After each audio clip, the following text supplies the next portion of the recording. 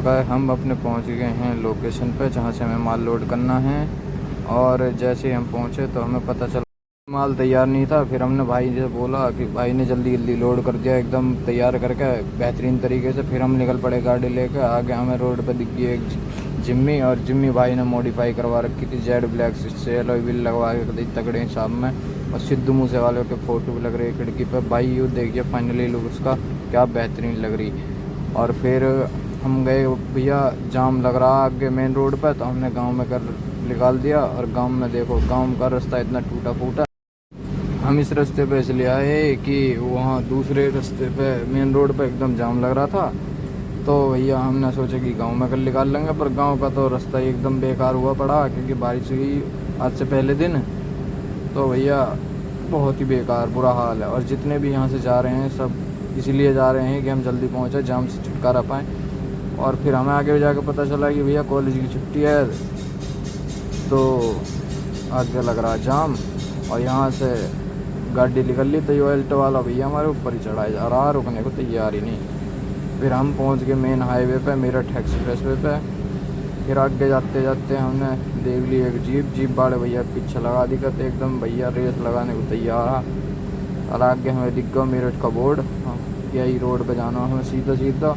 सीधे सीधे जाते हमें दिख गया सोनीपत, क्योंकि हमें जाना था सोनीपत। फिर हम सोनीपत को मुड़ गए।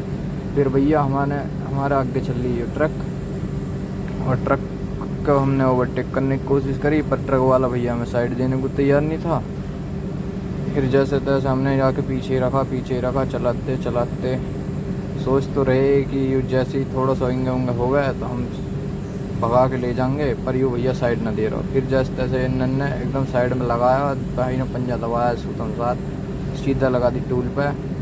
और यूँ टूल वाला भैया यहीं खड़ा, इन्होंने रोको, टूल कट गया हमारा फास्ट एकदम।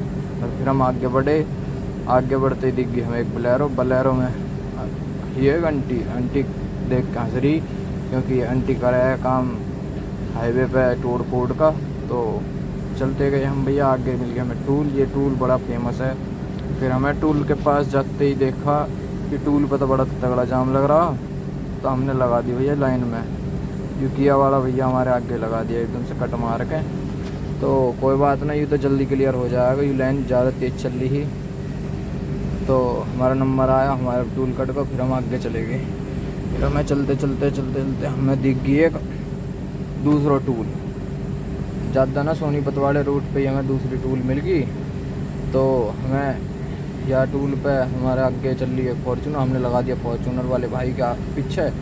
तो हमें पता ही यूँ ज़्यादा तेज़ निकलेगा, तो हमने लगा दिया यही के पीछे। यूँ भैया कट मार, क्या देख रहे हो, क्या भगा रहा देखो। हमने भी लगा दी यही के पीछे कि हाँ यूँ ही निकला है फास्ट।